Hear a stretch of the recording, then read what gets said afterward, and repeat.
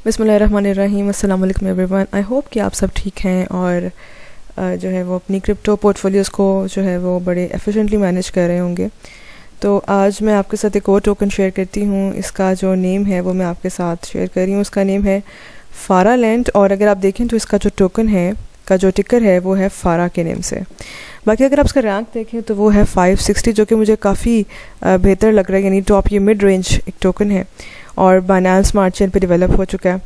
और अगर आप इसकी प्राइस देखें तो इसकी प्राइस है $3.36 और लास्ट 24 आवर्स में ये 12.94% इंक्रीज़ हुआ है। ऐसी क्या वजह है कि मैंने आपकी जो इसकी जो इन्फॉर्मेशन है वो आप लोगों के साथ शेयर की है? उसके पीछे वजह ये है कि ये टोकन जो है वो रिसेंटली कुछ डेज से काफ़ी अप ट्रेंड में है।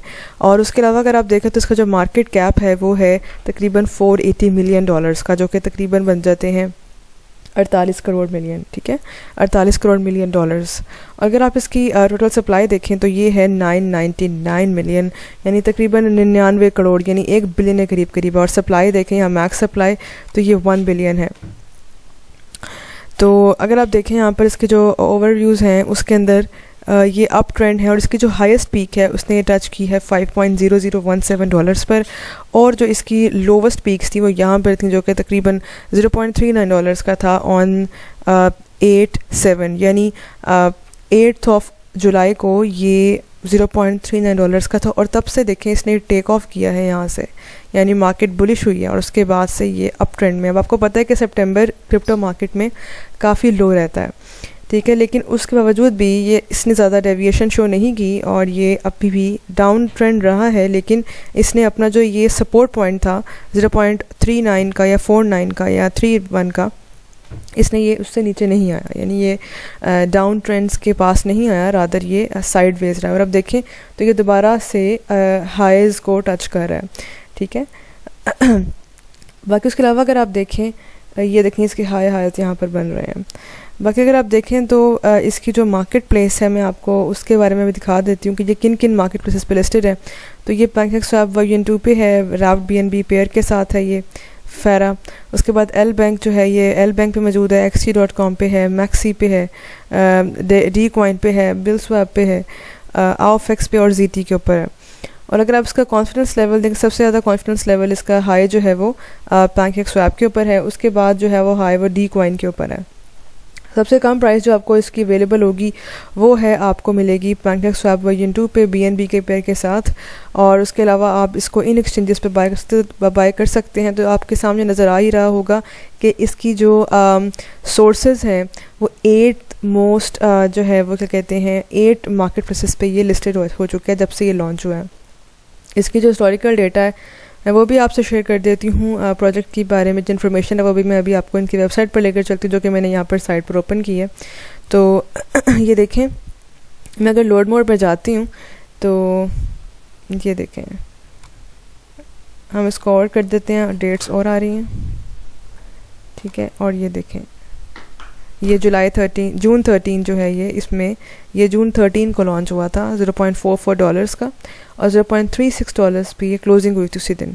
उस दिन ये हाई गया है 0.52 पर, ठीक है, 0.35 पे लो गया और 0.369 पे क्लोज हुआ है।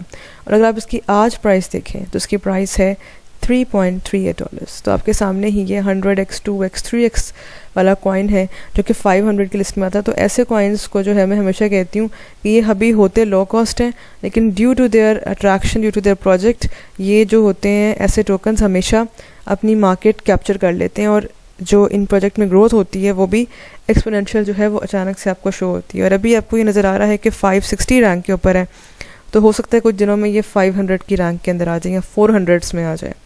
तो अगर आप मैं आपको दिखाऊं, इसके अलावा एक और प्लस पॉइंट इसका है वो ये है कि ये सर्टिक से सर्टिफाइड है, ऑडिटेड है। और मैंने आपको बताया भी था कई वीडियोस के अंदर पिछली भी कि जो टोकन्स या जो होते हैं कॉइन्स वो सर्टिक से ऑडिटेड होते हैं, उनकी जो रिपोर्ट्स होती हैं या जो प्रोजेक्ट्स होते हैं वो हमेशा लेजिट होते हैं।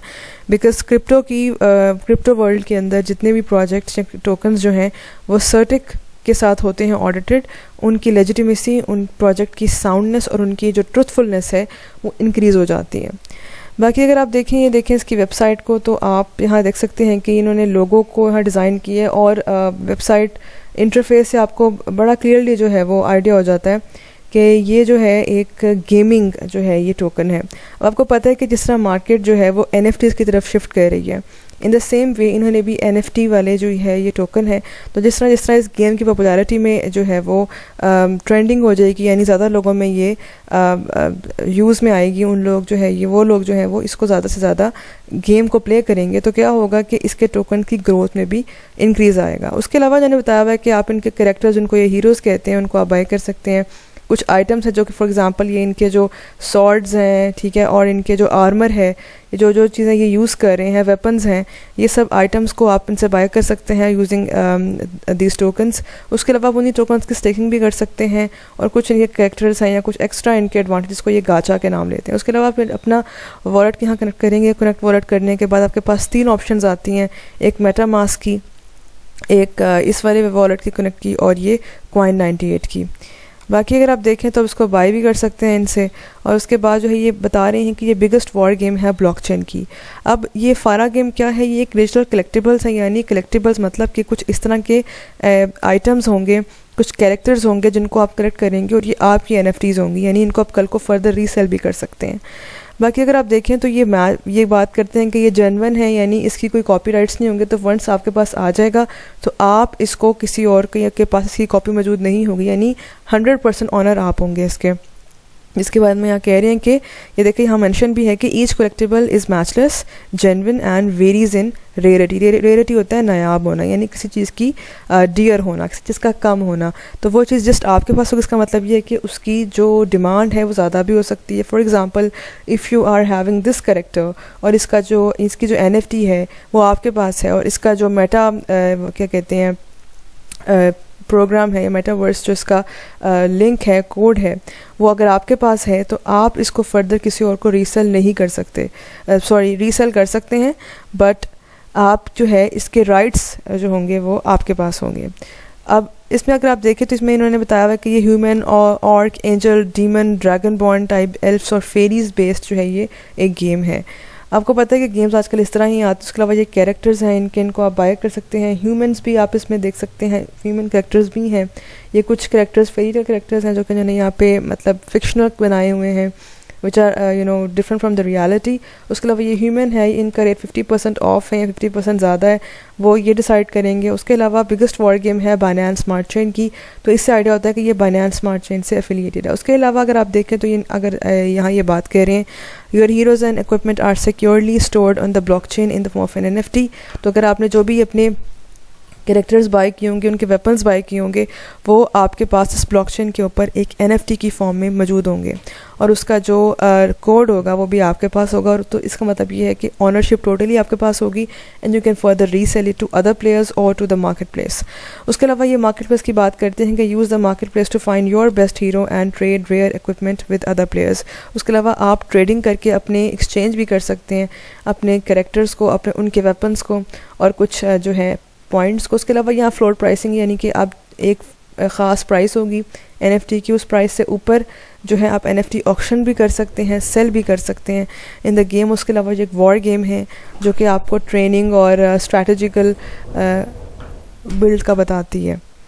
तो ये आपके सामने रोड मैप है मेरी 2021 फ़ेज़ 1, ठीक है। इसमें उन्होंने स्टेक किया है फारा को, हीरो इक्विपमेंट है इनके पास, और ये सब जो है इंफॉर्मेशन यहाँ मौजूद है। बाकी उसके अलावा इन्होंने बैक बाय हैं, ये देखिए मून रॉक कैपिटल है, मून स्टार है, आईएस डेटा लैब्स है, पोलका फाउंड्री है।